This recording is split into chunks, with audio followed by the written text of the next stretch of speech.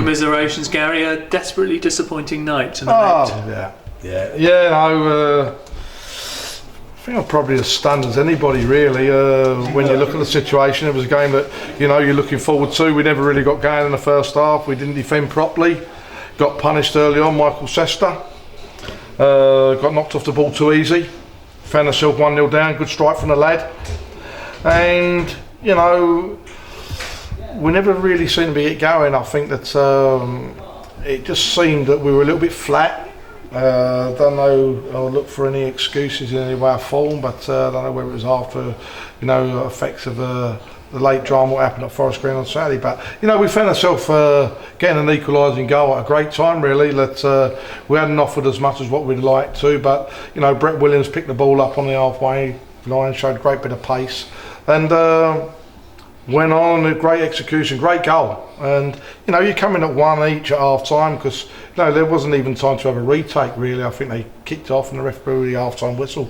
And when you score on the stroke of half time and you're at home and you get the home support behind you, come in at half time, which should be giving us a lift, and it was an hard time, and I'm sure a disappointing time for Braintree to concede. You would have certainly been, I think, a betting man if you were watching the game, thinking that we'd been strong favourites to go out in the second half to go on and win the game. But what we've already realised and what we've already learned, and which I know about the league, is that you can't give opportunities away in the manner which we give away tonight. We've been very sloppy in every way or form, and we've pressed our own self-destruct button, whatever way you look at it, and we've certainly contributed in their goals. Whatever way you look at the situation, that from a manager's point of view, and I think from the supporters' point of view, that people saw a 10-minute spell out there tonight where probably left them absolutely dumbfounded in the manner which we defended on basic things and didn't take care of looking after the ball in areas, and we've certainly got punished badly. And as well as it being a difficult night for the defence, Gary, a difficult night too for Aaron Howe. Yeah, Aaron's been brilliant. Ever since I come to the club, Aaron has been first class. There's no doubt about that. But originally on the second goal, he's got the ball from where I'm standing, knocked back to him by Joe McNerney. He had plenty of time. For some apparent reason, he's made a decision and rushed it, and he's basically topped the ball, and it's spun into an area where they picked it up and they punished us. And so Aaron will be disappointed with that. And that was the start of the second goal, and the third goal, well, again, I think that he's contributed again with a very poor kick out. A great execution from the halfway line. Take nothing away from the lad Simpson. It's a great execution, but I still thought that there should have been a better effort from Aaron to get back in goal. His head had gone. He lost his way, and it's sad to say that tonight, but he's been superb for us overall, and we can't turn around and feel sorry for ourselves. I said at the start of the season that you can't afford in this level of football to give people the opportunity to punish you, and we've done that tonight, and we've got punished badly.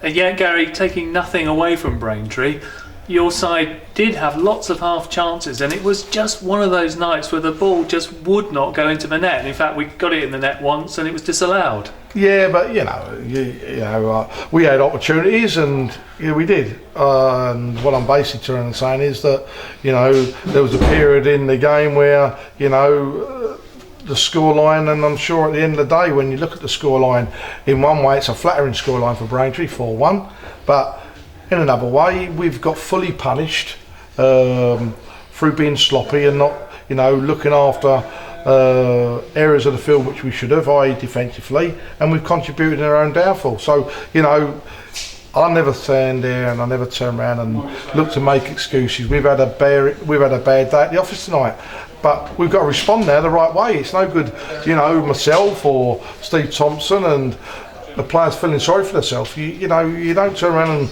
you know, feel sorry for yourself. No one's going to turn around and, you know, make it happen for you. You've got to turn around there and roll your sleeves up. You've got to be strong.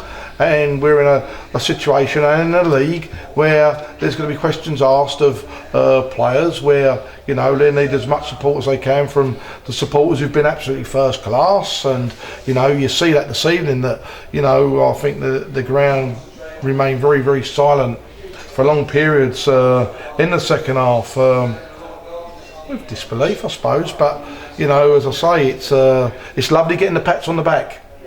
As I said to the players after, it's lovely getting the pats on the back when things are going well, and they've been going very, very well for 18 months. And you always have a day at any level of football. I'm sure that, you know, a club, even at the highest level, have a disastrous day and there's a freak result, and you know, your highest managers at the highest level, when they will turn around and say that they press their own self-destruct button because they haven't defended properly, or they give balls away in areas where, you know, they got punished. And we've done that tonight, and it's, as I say, it's a case of now that, you know, we come in later in the week and we regroup and we push on now to go to Mansfield on Saturday. It's not a case of anything else. But, you know, there's going to be, as I said, a lot of hard days and long hard days where, you know, we're going to have this season. But we've always said, and I've always said, and I think people think that, you know, you're half trying to play a little bit reserved, but we've got to get 50 points. That's the aim, you know, and that is the number one aim. And I talked to Alan Devonshire tonight before the game, and he said exactly the same as me, that, you know, you're going to have some good days, bad days, but get your 50 points, Gal. And we know that. So, you know, that's the battle, but we've got to push on, and hopefully sooner rather than later we get the ball ticking over with more points. And two very hard games coming up away from home. Saturday, Mansfield Town away, and obviously then Hereford away on Tuesday night. How do you get the players up and ready for that? Well, I think at the end of the day, you know, you got to have the belief in your players, and we have.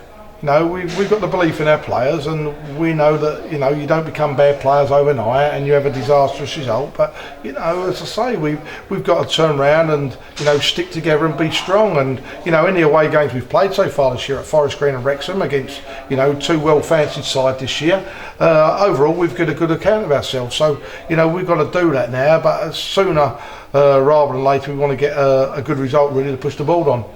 And the transfer window is about to shut. Can you see yourself doing any business at all?